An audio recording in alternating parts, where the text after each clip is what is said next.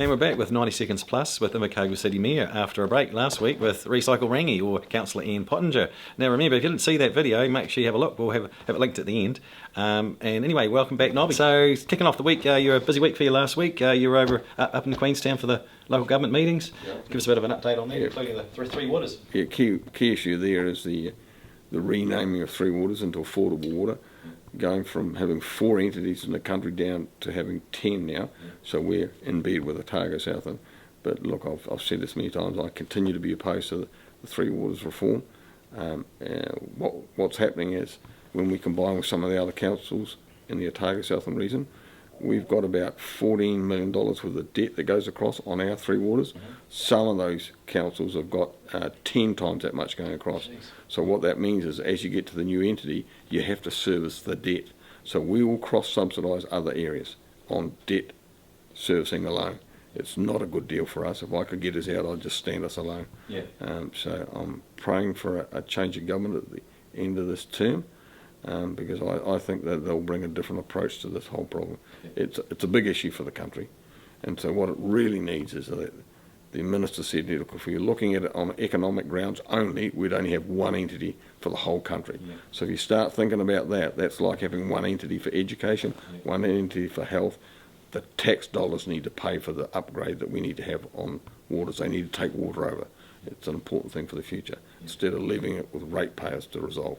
Ratepayers should only rate for what happens in our city, not what happens in Otago Southland or the whole South Island or New Zealand. So government needs to start putting some money in. It's a bit of a. It's like this government uses the same template they use with the Polytechs or the institute, education institutes. You know, one size fits all. So they and it ended up a big cluster, punishing the good regions like SIT and us. Same with their council. We've done well over the years with our water updates and upgrades, and here we are getting punished again. So.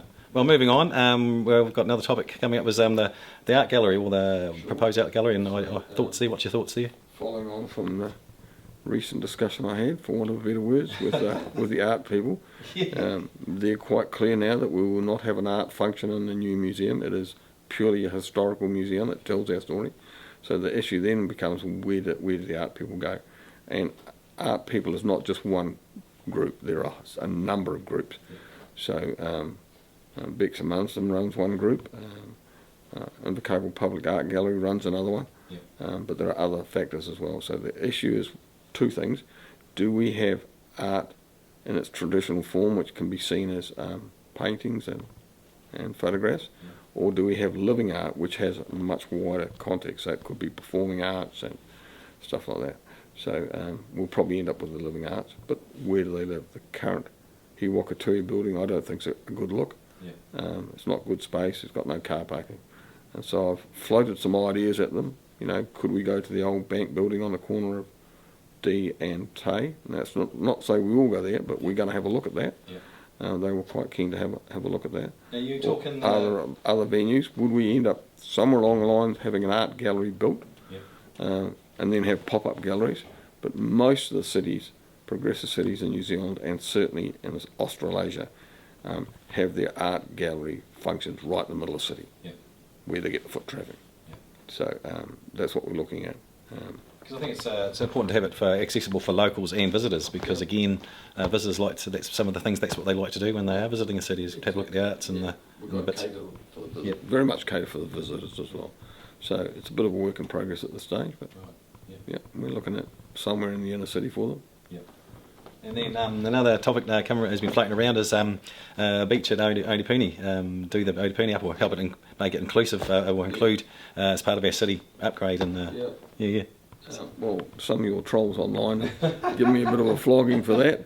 But look, and I don't care whether 40 or 50 or 60% think it's a dumb idea. If the other 30 or 40% think it's a good idea, then that's what you cater for. Not everybody thinks rugby park or rugby's a good idea. Not everybody goes to a museum. It's just another facet, something a bit quirky. Got some national exposure by suggesting that. We've got Scott O'Donnell and his organisation are prepared to provide the sand for us. So we put it down in the gully there, which is wasted space at the moment. Make sure it can't easily drift into the stream itself. If you get a flood, you get a flood anyway. And so it won't have swimming facilities there, that's not the idea, just a beach, inner city beach, where we have some barbecue equipment that we'd provide the gas, no cost to the ratepayers, they can go down and have a barbecue, and some area where the kids can play, may have some swings and other stuff, who knows.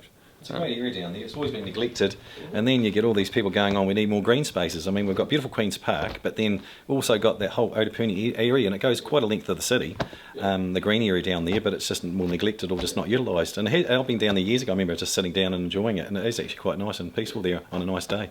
Yeah. And I am looking to have I guess a Southern Lights walking trail that eventually goes around the CBD, so it will go up the Otepuni. And up that green space, have lighting in the evenings, so that people can wander through there, and after a meal at night time in the city, and feel as though they're safe. Up round some sculptures, up round where the umbrella is at the moment, so more sculptures there. Yes. Highlight the water tower, get that lit up every day, right through the night. Back round into the Queen's Park and have some lighting there. Back into the inner city and uplight some of the historical and predominant buildings we've got. And I know Scott and his crew are doing that around their new tower building on the bottom of their street as well. So that's just all trying to beautify the inner city area. And somewhere along the line we'll have to deal to the issue of what do we do with Wagner Place. Certainly I'd like to see the 4 pillars at the bottom of their street, which are those granite pillars that go up, removed. I think they achieve nothing. When you look down East Street at the moment, that's all you see. You don't see the Wagner Place, and you certainly won't see the new hotel that will be sitting behind it. So if we can't find a use for them, there'll be rubble somewhere. Good point. Yep.